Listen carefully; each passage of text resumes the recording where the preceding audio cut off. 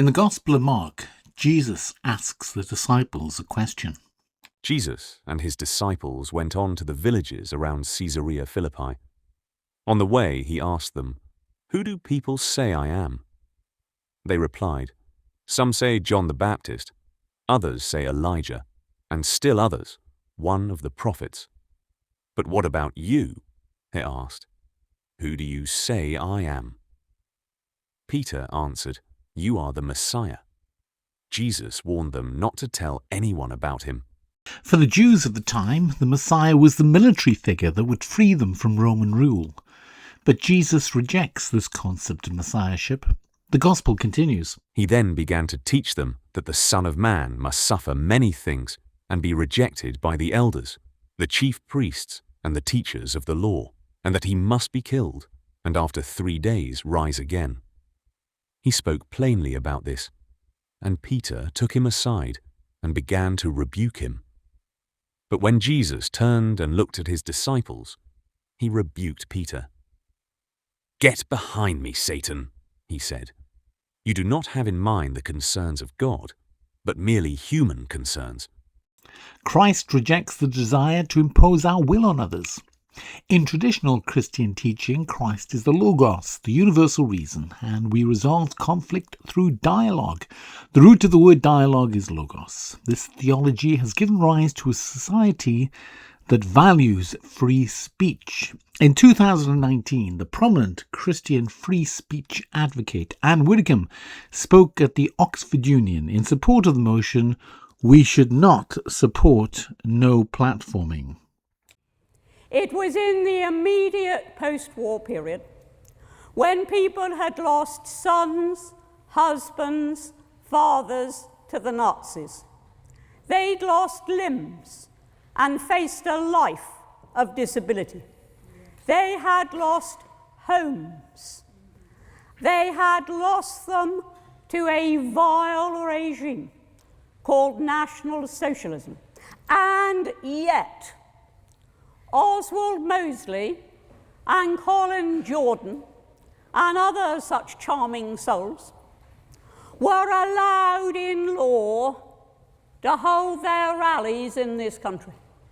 You think how much offence, how much hurt, how much insult that caused to people who had made such major sacrifices. But the devotion to free speech and the recognition that we had spent 6 years fighting for liberty led us to believe that it was preferable to have free speech than not to be offended. Now, only 2 sorts of people oppose free speech, and they are at opposite ends of the scale: snowflakes and totalitarians. In contrast to the disciples of Jesus, when people ask Muslims who they think Jesus is, they say that he was a prophet. Muhammad himself was very much a military figure, and Muslims across the world are campaigning to put an end to the Jewish state of Israel. As it states in the Hamas Charter, the Islamic resistance movement emerged to carry out its role through striving for the sake of its creator, its arms intertwined with those of all the fighters for the liberation of Palestine. The spirits of its fighters meet with the spirits of all the fighters who have sacrificed their lives on the soil of Palestine ever since it was conquered by the companions of the Prophet. Allah bless him and grant him salvation. And until this day, our struggle against the Jews is very great and very serious. It needs all sincere efforts. It is a step that inevitably should be followed by other steps. The movement is but one squadron that should be supported by more and more squadrons from this vast Arab and Islamic world until the enemy is vanquished and Allah's victory is realized. One such figure campaigning to vanquish the enemy is Nelly Adam, Ambassador for Race Council Cymru. Hi, I'm Nelly. Many of you may know me as Queen Nish. I'm of mixed heritage. I'm a Muslim woman, British, African and Asian. Wales is my home, and I see myself as being part of the Welsh community. I lead on Race Council Cymru's Zero Racism Wales campaign. Adam campaigns for the elimination of Israel from the River Jordan to the Mediterranean Sea.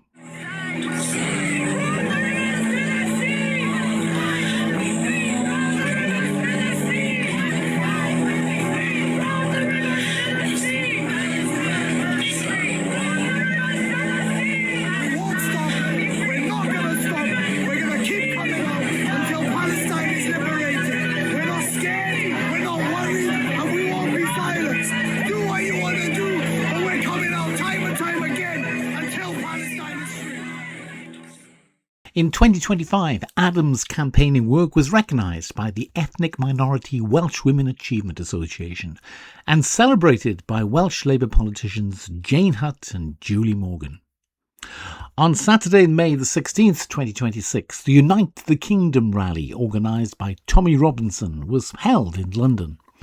On that same day, the Palestine Solidarity Campaign organised the Nakba 78 rally, a march for Palestine.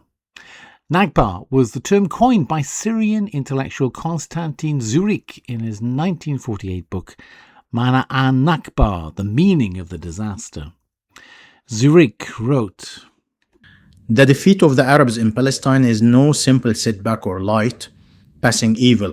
It is a disaster in every sense of the word, and one of the harshest of the trials and tribulations with which the Arabs have been afflicted throughout their long history. A history marked by numerous trials and tribulations." Bethan Sayed from the Palestine Solidarity Campaign was in attendance. So I'm Bethan Sayed and I'm co-chair of Cardiff Palestine Solidarity Campaign, and we've travelled all the way from Cardiff here today to London. We're really pleased to be here standing in solidarity with people, especially on this important day to commemorate the Nakba. It's really important that we continue to march, continue to fight for a free Palestine. The people of Wales are really supportive. We've just voted in a new government and many of whom have signed up to the Senate Parliamentary Pledge. So very pleased to be here today. During the rally, there were calls to shoot Tommy Robinson in the neck, just like Charlie Kirk, the Christian American free speech activist.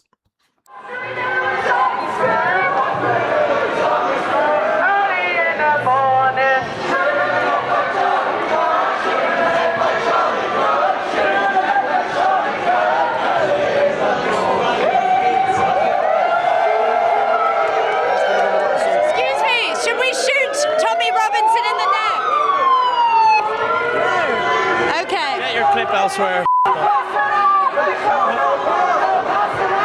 they've just said that they want to hang Tommy Robinson and shoot him in the neck like Charlie Kirk.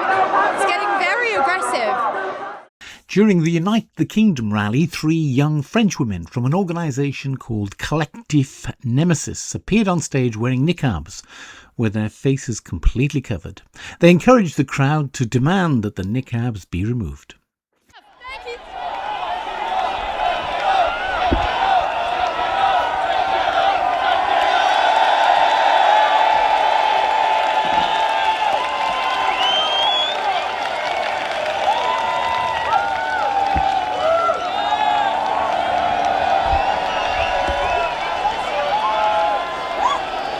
Unlike the threats of violence issued in the Nakba rally, their symbolic act of protest was entirely peaceful. Nevertheless, their actions riled Nelly Adam so much she felt compelled to recite her poetry. You stood on that stage and you laughed out loud, mocking Muslim women in front of a crowd. You wore our clothing like a costume and a game, while Muslims wear it with dignity and no shame. To veil our modesty, you took the piss, and now it's my turn to speak out on this.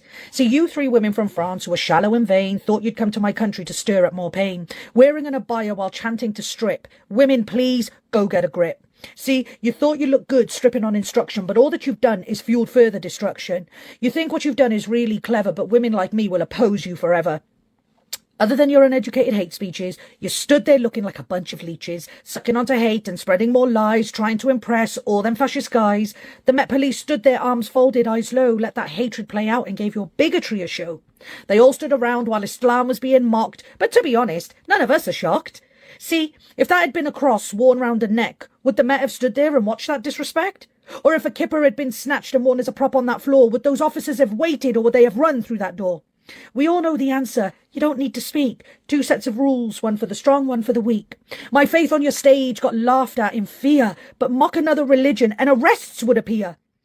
Despite claiming that this is her country, Adam seems to be completely unaware of the culture. Christianity has often been mocked. The opening ceremony of the Paris Olympics is evidence of that. Islam is rarely mocked because of the fear of the threat of violence. One famous mocking of Christianity was the Monty Python film The Life of Brian, the story of a Jew who was mistaken for the Messiah. On the 24th of June 2026, then Education Secretary Bridget Phillipson accused the Shadow Secretary of State for Justice, Nick Timothy, of racism over comments he made about the celebration of Ramadan in Trafalgar Square being an act of domination. And we need look no further than the Shadow Justice Secretary, who engaged in appalling racism towards Muslims in our country. Earlier today, the Education Secretary accused me of racism in reference to comments I made about the mass Muslim prayer in Trafalgar Square. While she didn't inform me that she would mention me in the chamber, I gave her advance notice for this point of order, but she's chosen not to come to the House to withdraw her remarks. Given past precedent, I would like your advice on whether this is acceptable language for one member to use about another. I also seek your guidance about the free speech of members and those we represent. The government's Islamophobia definition is already being used to shut down legitimate debate over questions of religion, belief and public policy, as we warned it would be. So, Madam Deputy Speaker, how do I ensure the Education Secretary withdraws her remarks, explains how she confused racial identity and religious belief, and apologise? Monty Python's John Cleese reposted Nick Timothy's post and commented, "The right word for criticism of Islam is Islamoscepticism. The Muslim Brotherhood prefer Islamophobia, as phobias are not rational, like, for example, fear of spiders or of dogs. Criticism of every religion should be legal." In response to Cleese's comments, Islamic news site 5 Pillars posted, The prominent Islamophobe John Cleese is to tour the UK in September and will visit cities with large Muslim populations such as Birmingham, Manchester, Bradford and Leeds. Many people see these comments as a threat. On June the 17th, 2026, Tommy Robinson spoke at the Oxford Union in support of a motion titled "This House Believes the West is Right to be Suspicious of Islam." Opposing the motion was Student Union President Aisha Khan-Aziz. The President was not entirely gracious in her comments about Tommy Robinson, comments that received widespread publicity. Tommy Robinson spoke out. Recently I spoke at Oxford University, and there's part of that debate that has gone global. And it's to do with the first female speaker who spoke after me, a girl called Aisha. Now listen to what she said. Stephen Yaxley Lennon, known to his hooligans as Tommy Robinson. Stephen, there is a crowd outside rioting against you tonight, and without the protection and generosity of a Muslim Palestinian president and a mostly South Asian executive committee, you would be quite literally cooked.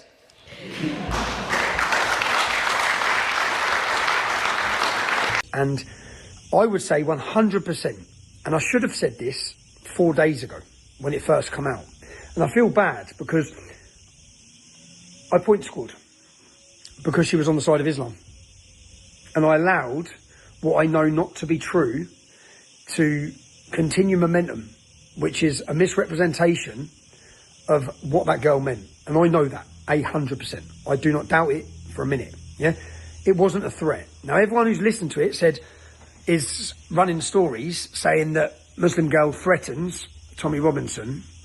It wasn't a threat.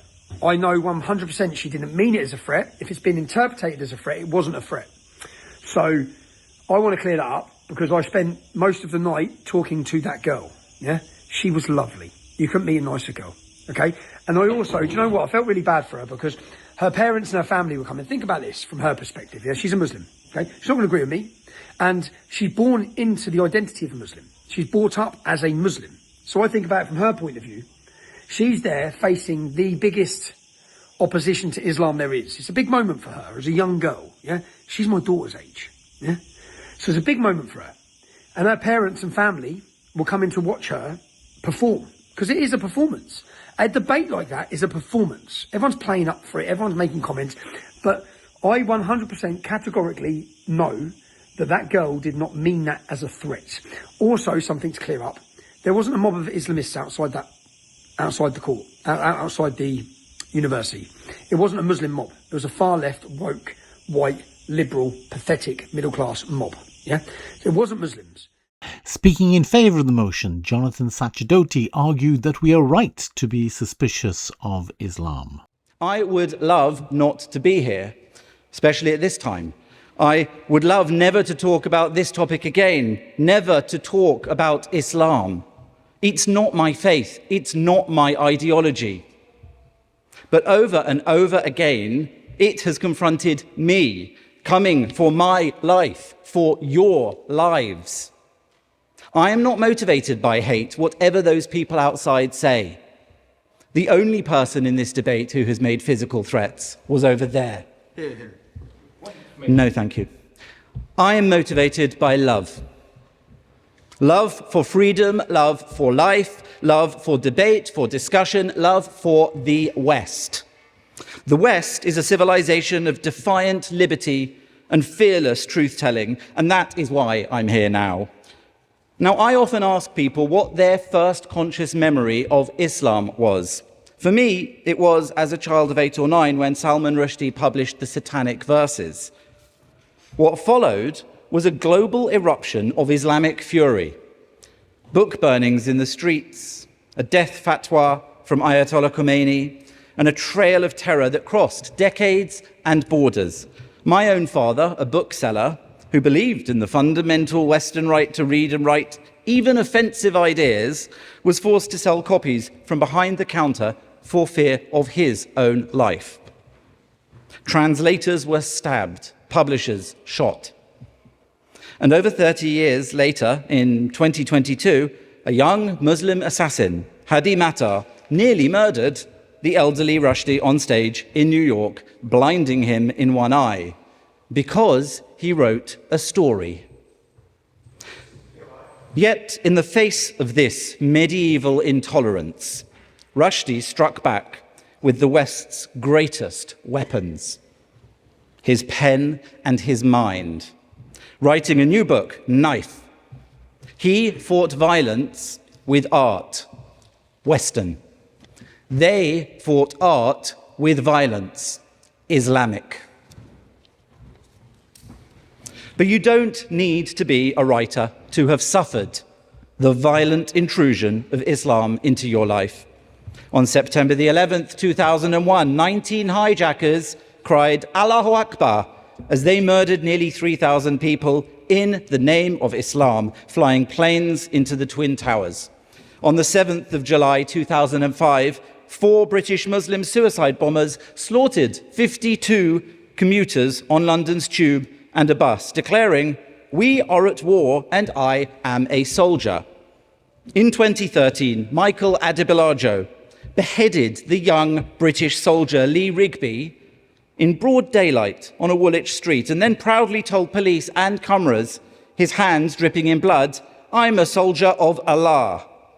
Theo van Gogh, stabbed, shot, nearly decapitated in Amsterdam for criticising Islam. His killer pinned a note to the body declaring it was done, quotes, "by the law that commands me to cut off the head of anyone who insults Allah and his Prophet." Can you give me examples from the scripture, directly, in context, properly, that would advise or point to the actions of any of these specific people? This is the crux of this point. I don't need to give you those examples because all of these men who slaughtered Westerners, who slaughtered other Muslims, gave their quotes from your holy book. Ayaan Hirsi Ali, no thank you, who worked with Van Gogh, she's lived with round-the-clock protection ever since. She was a Muslim who committed the crime of leaving that faith and criticising it. Are you starting to see the pattern yet? In 2006, Ilan Halimi, a French Jew, was kidnapped, tortured for 24 days and burnt alive by a gang who shouted, guess what, Allahu Akbar. A rabbi and 3 small Jewish children gunned down at a school in Toulouse. A kosher supermarket in Paris, 4 Jews executed. A teacher at Batley Grammar School here, hounded into hiding by Muslim mobs baying for his death for showing a cartoon. Charlie Hebdo, 3 gay friends in Reading, David Amos MP, Streatham, London Bridge, Westminster Bridge, Parsons Green, Manchester Victoria Station, journalists, gay men, Jews, MPs, commuters, police, ordinary citizens. The list goes on and on. Dishonest people will tell you that this is not Islam, but extremism. Extreme what? Extreme Jainism, extreme Quakerism. The 2 converts to Islam opposite cannot deny that those killers were Muslim, following their Islamic beliefs. They said it themselves.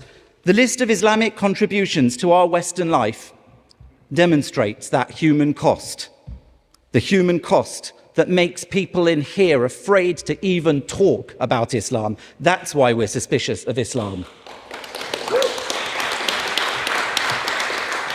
And don't worry, I know that Islam is not all violence. It's also political. In 1928, Hassan al-Banna founded the Muslim Brotherhood, a disciplined movement to reverse the fading of traditional Islamic life in Egypt. Building an entire Islamic society, mosques, schools, charities, youth groups, businesses, institutions, which they then spread to the West. And their devised strategy was one of patient Islamic transformation from within.